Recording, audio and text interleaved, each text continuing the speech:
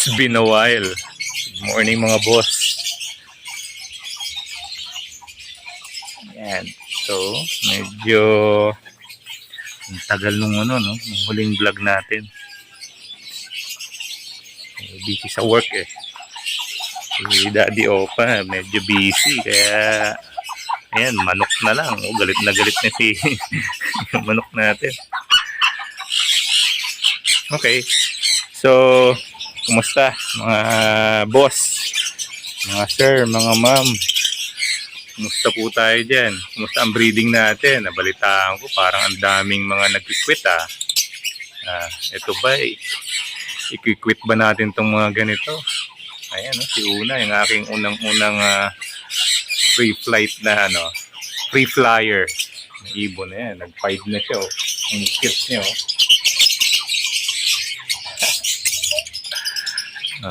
7 medyo may sakit si Heaven eh. Oh. Naglulugon eh. Forever na naglulugon to si Heaven. Heaven. Gusto po. Yan ang ating mga low mutes. TF solid opa. At ang mga rabbit buhay pa rin, siyempre naman, diba? Kaya yung ating mga ang cute, mga finches natin, pinagsama-sama ko na sila para masaya silang lahat. Ayan, zebra finch, golden finch, society finch, at yun lang. Tatlo lang sila. Ayan, walang kamatayang malunggay. Okay. Sige, Juanito. Pogi ni Juanito. What's up, Juanito? Pogi ni Juanito. Bait yan. Ito, si Una.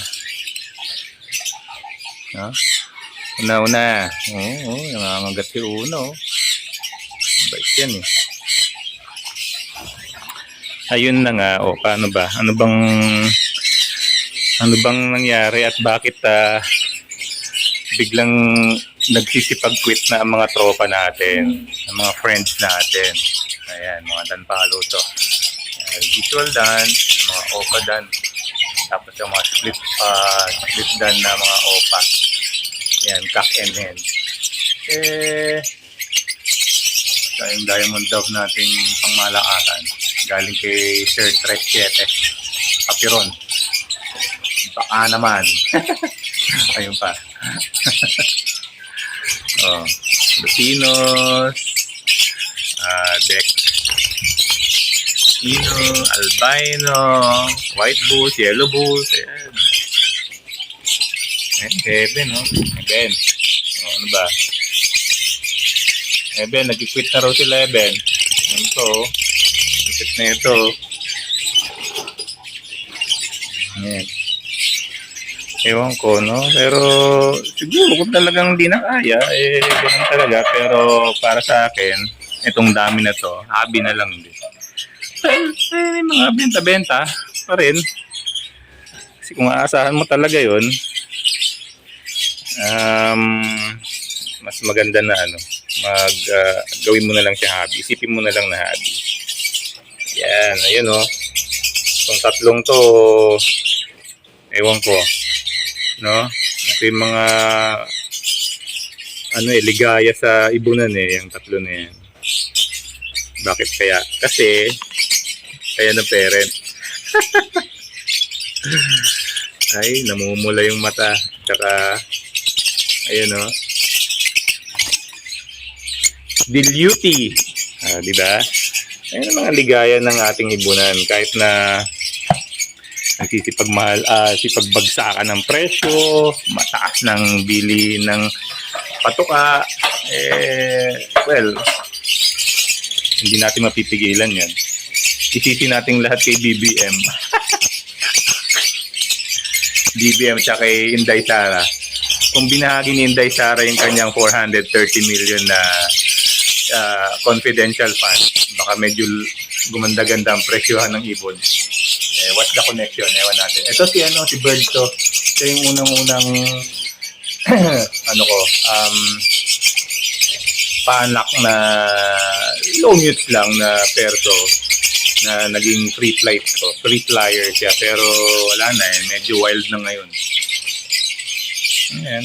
So, black chick.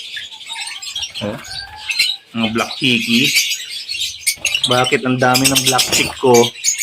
Sabi nila wala daw mga walang presyo, walang halaga. Yun ang akala nyo. Tingnan natin kung anong kargada niyan. Baka magkaroon siya ng halaga. Ito yung ating mga dilute. Ayan o. Dilute PF. Actually, hindi siya PF. Anak siya ng ng PF. Pero where's my flashlight? Ayan.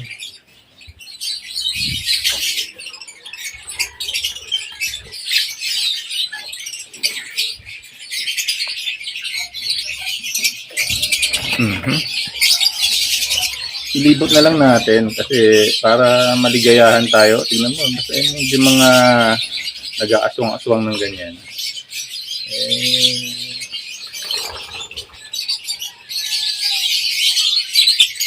Yan, puro pula ang mata. Gagalit silang lahat. Nagka-sore eyes. Ayun po, si Bumbum. Ayun si Bumbum. Medyo natin si Bumbum ngayon. Pinapakondisyon. Ayan, Bumbum. Diyan muna siya. So, yun. Ano nga ba? Bakit nga ba nagsisipag-quit ang mga tropa? Well, it's their choice. At saka isa pa medyo, yun nga, ang ibon ngayon bagsak talaga Ayun Alam niyo ba ano yun? Yun yung nasa taas na yun. OMG. Baka yan ang mga kumana sa 2024. So, itong poging ibon natin na to. Ito na yan. Ayun. What?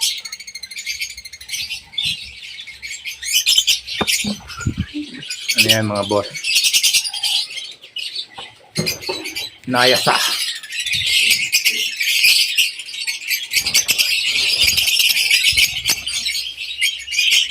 Okay. Split deal, split done. Hindi ka nawawala ng pag-asa sa mga kargahang ganyan. Diba? Mga classic na PF.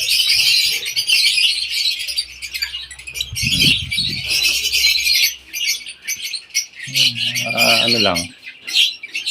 Bombahang black chick. Kasi ito mga bakit ba? Kasi nangitlog siya. Ayan bombahang black chick. Nasaan yung mga black chick? Labas. Ayun Pesbun.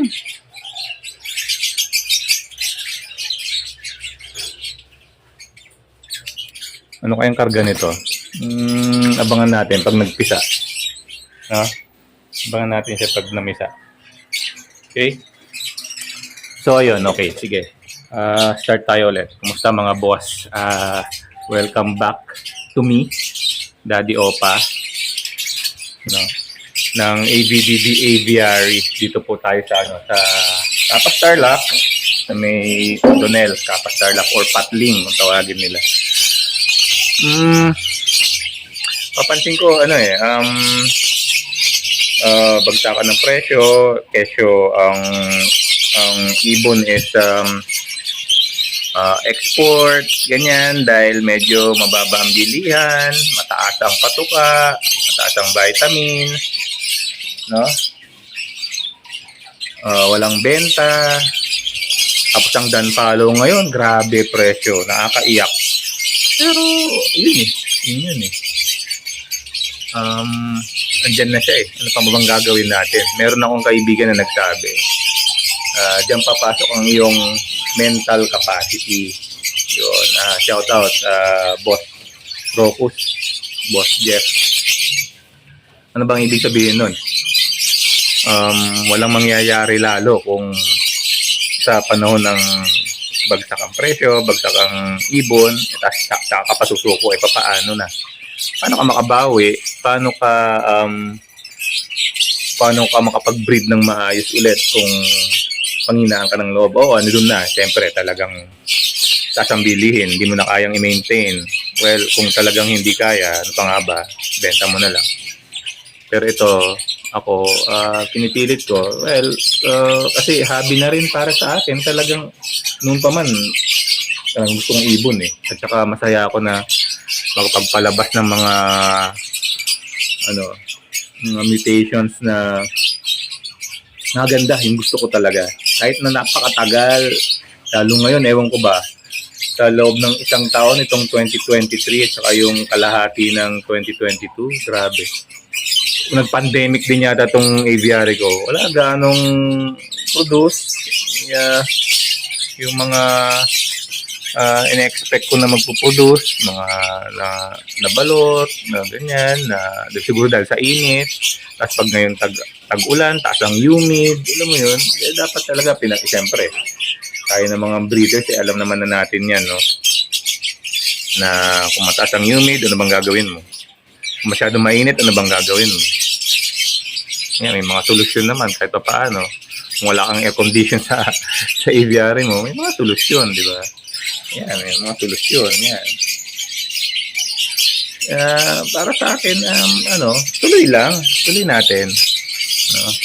Sa mga nagtutuloy, congratulations sa inyo. No?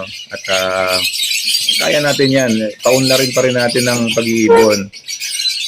Sa mga sumusuko, well, may mga panahon pa naman. Okay lang yan. Ganun talaga. Kung give up. Kasi kung di talaga kaya, anong gagawin mo, di ba? Ito na, mahirapan ka. May mga, dyan pa naman yung mga batikan ng mga mag-iibon na tutulong pa rin kung if ever na na gustong bumalik. Kaya tsaka yung mga buraots na friends natin na ewan ko kung anong kaburautan ng pinagagawa nila. Well, ayun yun eh. Anong diskarte nyo yun? Wala tayong magagawa doon.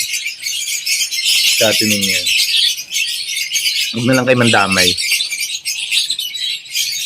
Na? Pero mas marami eh. Sa totoo lang, mas marami ang mga magaling na mag-iibon, mga mabait na mag-iibon, mga responsible na bird breeders. Yan. Mas marami yan. Isa dun sa mga buraot, mga mapagsamantala. No? Hindi natin sila masisi. Discarte nila yun eh. Sabi nga nila, your bird, your prize. Your bird, your conscience. Ganun na lang. Kaya tayo na mga pumiling magstay. Yan. Good luck sa ating lahat. Yeah. Anyway, yun lang ang message ko ngayon sa aking pagbabalik na tuloy lang tayo. At piliin na lang natin yung talagang mga gusto nating i-breed kung talagang hindi na kaya. Tapos ako naman kasi yung lalo na yung mga low mute, mga opa, na mga walang kargada, mga post, abang kay sa Christmas. Mamimigay ulit tayo kasi last Christmas noong 2022 siguro mahigit 200 na piraso ang pinamigay natin sa mga dito sa barangay at sa mga friends natin sa ibang lugar, no? Para magkaroon din sila ng hilig sa pag-iibon at saka yung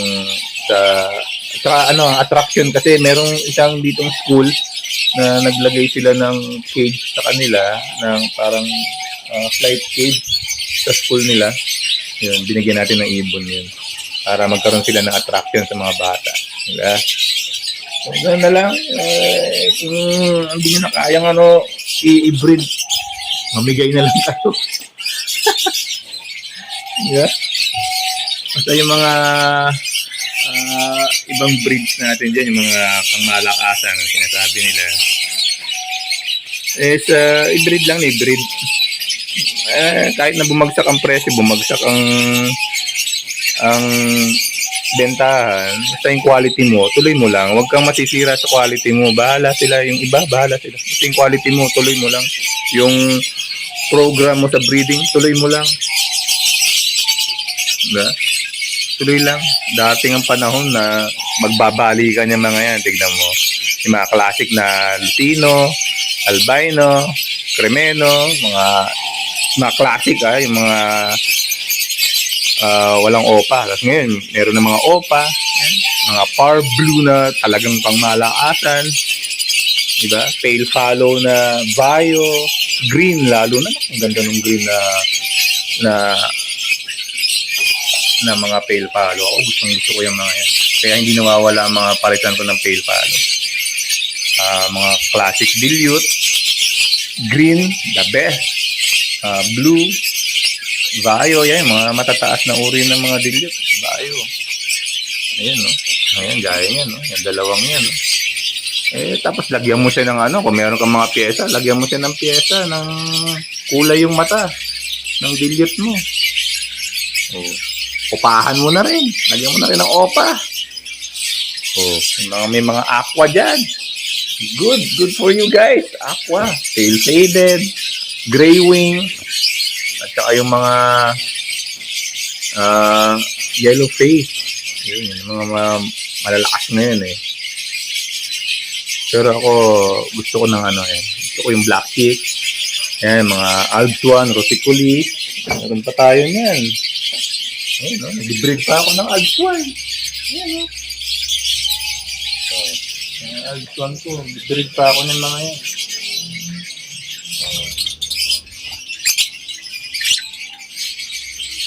Breed ko pa sila. Okay? Of course, perso. Mga normal perso. At saka yung ating mga wild type, siyempre, hindi mawawala yan. Mga wild type natin, na green. At ang ating mga blue series, yan, Zayo, blue, ayan. Mga dilute na classic dilute. Bomba lang. Tuloy na lang. Kupo. Diba? Ang ating mga mapupusyaw na perso. Hindi alam mo. Kargada niyan. Kargado ng yan, ng asupre. Naka. Ayun lang. Basta masaya tayo. Tuwa. Tignan nyo. Mga kulay niya, no? Grabe. Di ba? Naliligayahan ng ganyan. Kita nyo, dami-dami. May friend ako na, na pinasya lang kahapon. Actually, binentahan ko siya ng mga ibon way back, pandemic, 2021. Grabe, yung ibon na niya, i-caption ko rito sa video na to. Grabe, ang dami, ang gaganda ng mga ibon niya. Colony pa. Sus, tuntua ako, iba-ibang kulay. Kaya lang, yung mga wild type niya, tumumba raw eh. Pero marami siya, green, tapos mga opa, mga blue series, ano pa ba? Pero bibigyan ko siya ng mga classic dilute at mga black chick. Gusto kong dagdagan yung collection niya. Tapos pati mga low-muse na perso, saka dagdagan ko yung wild type niya. Bibigyan ko yon. Parang Bong, Suarez, yung Kabanatuan. Galing mag-breed. Colony. Ang laki ng colony niya. Grabe, ang dami. Ilan lang yung ibon niya dati na binili sa akin. Parang wala pang 15 pieces. Pero ngayon, mag-100 na. Grabe. No? Yun. So, okay. Sige. Na natin to. I-finalize na lang natin yung ating vlog ngayon. No, guys. Tuloy lang. Ngayon kung hindi kaya, ang daming mga friends dyan. Puntahan nyo ako. Bigyan ko kayo ibon. Yabang yun. Bigyan ko kayo ibon. Ayan yung mga classic na, mga princess na, mga society. Alam nyo mga, tamo, nesting pa siya.